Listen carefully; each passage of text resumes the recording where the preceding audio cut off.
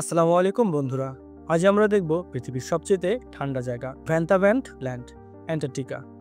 আপনি ভাবতেই পারবেন না এখানে তাপমাত্রা কতটা নেমে যায় এবং মানুষ কিভাবে সেখানে বেঁচে থাকে। চলুন তাহলে শুরু করি। এখনো যারা আমাদের ইনফো ইউনিভার্স চ্যানেলটি সাবস্ক্রাইব করেননি, এখনই সাবস্ক্রাইব করে বেল আইকনটি বাজিয়ে রাখুন, যেন পরবর্তী ভিডিওর নোটিফিকেশন আপনার কাছে সবচাইতে আগে চলে আসে। ভ্যান্টাভ্যান্ট ল্যান্ডের ভৌগোলিক অবস্থান। ভ্যান্টাভ্যান্ট ল্যান্ড অ্যান্টার্কটিকার পূর্বাংশে অবস্থিত।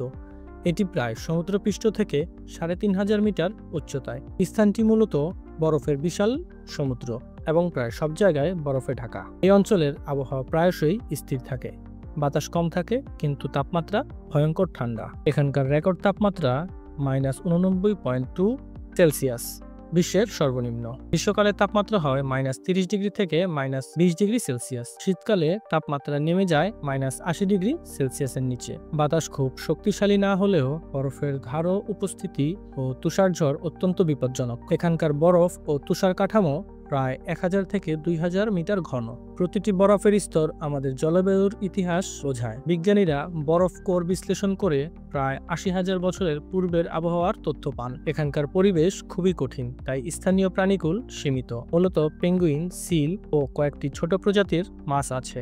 শীতকালে প্রাণীরা নেমে যায় উপকূলীয় অঞ্চলে, বরফের ভেতর আর সমুদ্রের গভীরে। ভ্যান্টাভ্যান্ট ল্যান্ডে কোনো স্থায়ী বসতি নেই। বিজ্ঞানীরা ছোট গবেষণা স্টেশন চালায়।